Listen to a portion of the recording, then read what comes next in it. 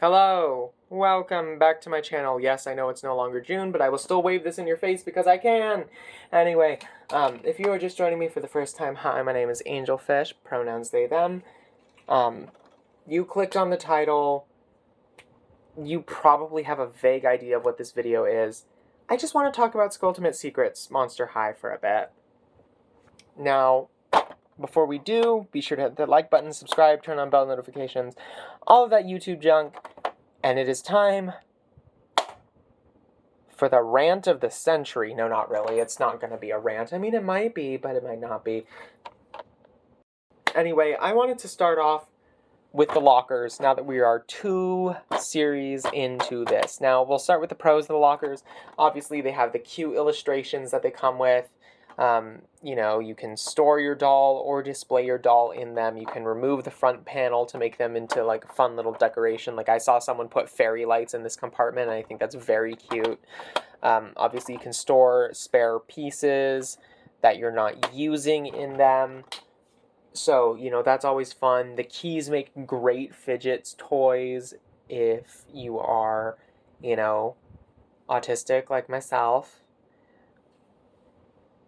But I think that's about where my praises for the lockers end, because we are 2 series in, and I have 10 of these fucking things. Oh, also, this is a channel for adult collectors. Do not plop me in front of your 5-year-old. I am not your babysitter, okay? I'm not part of a babysitters union.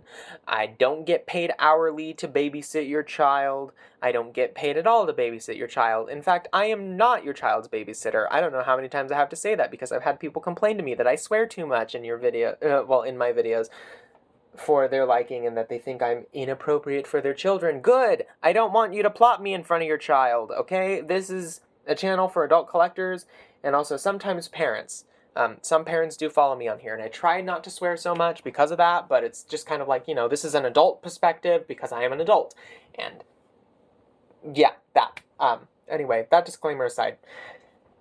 Yeah, just, I don't know about these lockers anymore. Okay? And just come right out and say it. I think going forward, now obviously Neon Frights is already being made. They are going to start showing up probably September. I want to say that sounds about right for them. 3 series of 5 dolls, that is 30, that is not 30. That is 13, 15 lockers. I can count. If you can not tell, math was not my strong suit in high school. That's meant to be a joke, but also it's kind of true. Anyway, that's 15. That's 15 lockers. That's 15 of these already by the time Series 3 comes out. That's a lot. That's halfway to 30.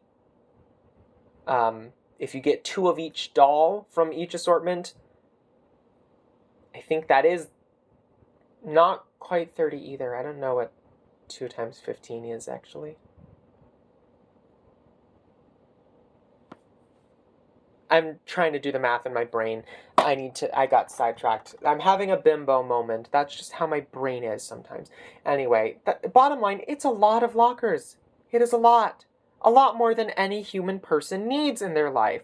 I mean, people don't know what to do with them. I guarantee you by 2024, like mid-2024, you're gonna see these lockers in thrift stores. Missing doors, maybe? Maybe they even still have a few pieces inside of them that a child forgot. But bottom line, you're going to start seeing these pop up in thrift stores. You're going to start seeing these pop up at flea markets. Because people aren't going to know what to do with these lockers. And that's not even that bad because at least they're donating them. The worst part of it is there are parents that just straight up are going to throw them away. There are people that are just straight up going to take them, put them in the trash, and be done with them. Except you're not done with them because that impacts our planet. And I don't want to go all like environmentalism on y'all right now, but let's be realistic. This is a heck of a way to introduce plastic waste into nature that does not need to happen. And if you are one of the people that throws away a perfectly good locker like this, shame on you. Okay, not to tell you what to do with your stuff, but also don't throw something like this in the trash. Unless it's like horribly broken beyond repair, like shattered into a million pieces, don't put it in the garbage. With these lockers, you can't even check your doll's face. With these lockers, they have a really icky, not autism-friendly color reveal gimmick. The color reveal water is very slimy, and not everybody has hemostats to pull out the keys with. And also, not everybody has someone that's willing to do the color change feature for them to save them from what is essentially wet, slimy, sensory hell.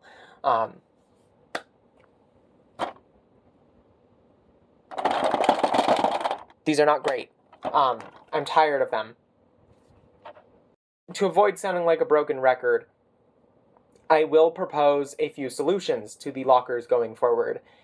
If we are to continue Skultimate series, then, like, past Series 3, which I don't know if there's going to be any more after Series 3, it depends on how well they sell, but, you know, Skultimate is a pretty big line for Monster High.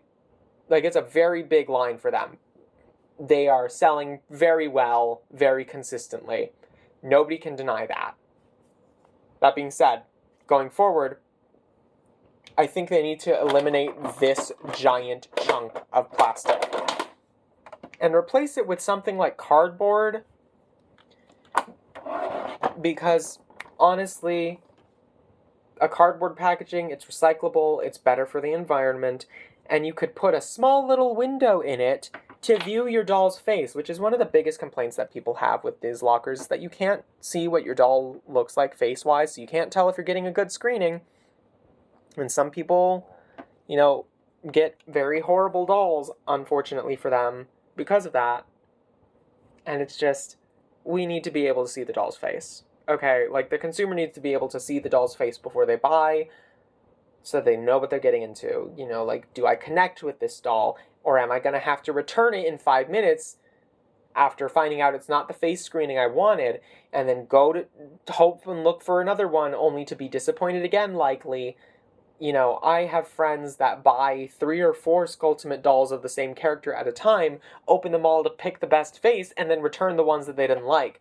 And it doesn't take a mind reader to know that that's really not a fun or sustainable collecting experience for anybody involved. Not to mention, it puts a bad impression on the product from the consumer's point of view. Also, from the consumer's point of view, and I'll get to it in a minute, is hair fiber, which I think eliminating the giant coffin locker as a plastic piece would greatly help out the hair fiber situation. And let me explain. So, we're going to need a few more Skultimate dolls on screen to explain what exactly I am about to explain. And it has to be these 3. So with Monster High Generation 3, since launch, we have had the explanation from the Monster High team themselves, relayed to us through several influencers that were invited to a launch party for Monster High G3. The reason that polypropylene, at least that we were told, is used is because of hair color vibrancy. Now, a lot of people would use that, myself included, to sort of, even if it was subconsciously, justify the reason for the hair fiber being used. Especially because at the time, doll hair in general, no matter what the fiber was, is kind of expensive. That being said, the vibrancy explanation is starting to sound like not an explanation, but so much as misrepresentation of what is actually happening, at least in Skultimate Secrets' case, for the product during development and manufacturing. And what I mean by that is, Skultimate Secrets across the board has been the same price point. It's going to be the $29.99 in the US no matter where you go. No matter which series you're buying, as long as it's from an actual retailer, it's going to be the same price no matter which doll you get, no matter where you get them.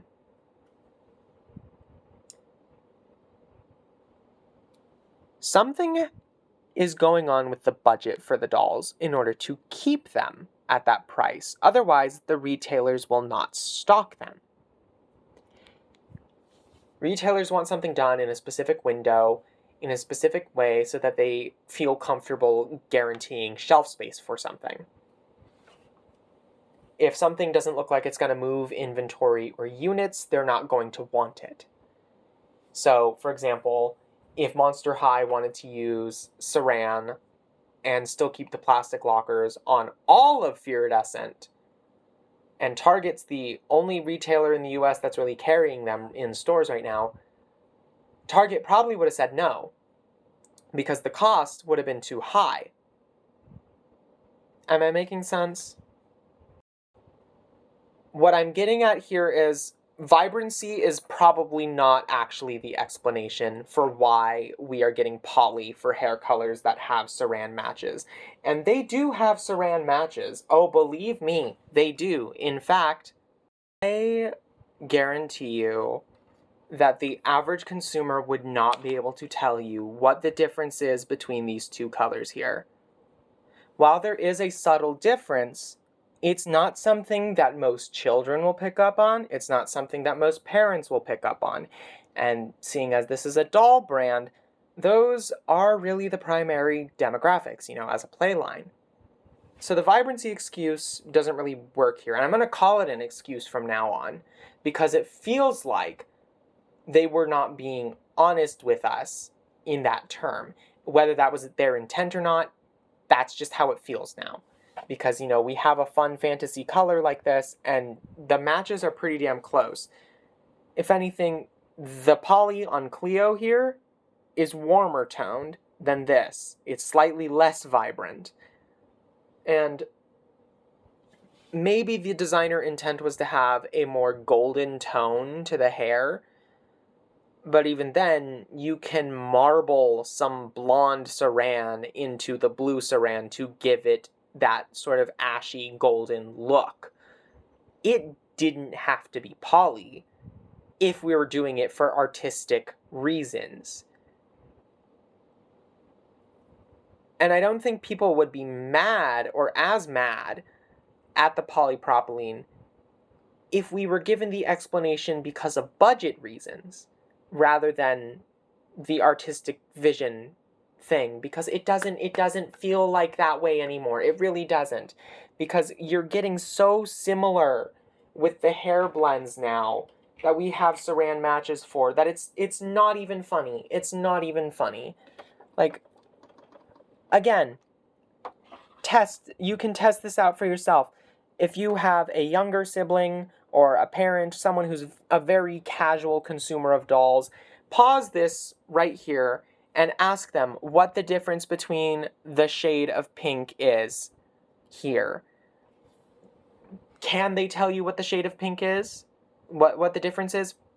Can they pick it apart? Most people are probably going to say no. This one is slightly warmer in tint than this, but it's incredibly subtle. The average consumer is not going to pick up on it. They are so close in hue and saturation that, again, it's not even funny. It's not even funny. It's just, I love Monster High so much. I'm a hardcore fan, and I will continue to buy their dolls because I love them so much. But this is just something that I have to get off my chest as a consumer. And I've mentioned the hair fiber in actual product reviews on official listing sites when I can, because it's getting to a point where it's like, this is just actively ridiculous. Actively ridiculous. Like, you're getting so close that artistic intent is no longer seeming like the reason why we're using something. And I'm starting to question it as the buyer, which is weird. And I don't think that's something any company or any brand wants their consumer to feel. And I know I'm not alone with that sentiment. And I don't want this video to feel super negative. Like, I really do love Skultimate Secrets as a doll assortment. It's really fun, but also it can be taxing. And sometimes it falls out of favor with me. It depends on the day. It just, I don't know. If this is going to continue, I think changes need to be made.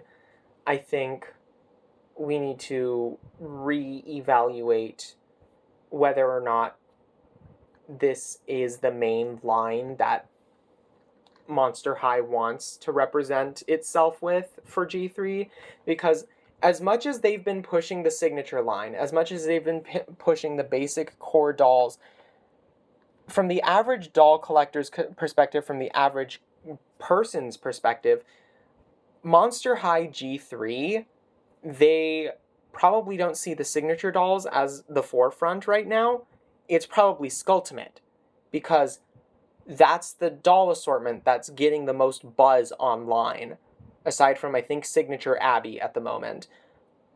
Skultimate is the G3 assortment. Whether that was the intention of Mattel's marketing team or not, when most people think of G3, the most casual of fans know what Skultimate is. But if you like try to talk to them about Creepover, they'll probably be like, what the heck is that? Or Ghoul Spirit, they're probably going to be like, what? But Skultimate, chances are they already know what Skultimate is, because that's how big it has gotten online. It is a very noteworthy line from Monster High. I would say it's up there with, like, some of the other early G1 lines in terms of notoriety, where people are recognizing these dolls and knowing what they are without really ever engaging with Monster High so much. And that, I guess, really speaks to the power of the designs themselves, the fact that people know about them through pop culture osmosis. But it's also just kind of like, this is the assortment that is Monster High's unofficial brand ambassador for G3 right now. And the fact that it's got so, like, while, yes, they're few and far between in terms of, like, issues, but the fact that those issues are so glaring, it just scares me a bit. Because we know that they could hit it out of the park if these dolls just had a few things tweaked to them. Like if the packaging was easier to see your doll from in the store, if the hair fiber was better, if there was less plastic waste, which, let's be honest, the keys do not need to come in individual little baggies in every single compartment that are made out of plastic. Like, sure, the main bag that's in each compartment is paper, but the keys themselves and even some of the purses and stuff are starting to come in small little plastic bags. That doesn't need to be happening. There's no reason for that. It feels like for the good that Skultimate is, it's also very heavily weighed on by the bad. And I want this doll line to succeed. And I'm not here to, like, really tell everybody to be like, oh, well, this is how this, and this should happen. I mean, yeah, I've made some suggestions. I don't expect those to be listened to, but just as the consumer, I feel like I need to get that out into the world. And I know I am not alone in that sentiment. Anyway, that is all for this video. It's very tonally different from my usual, like, bubbly, silly kind of stuff.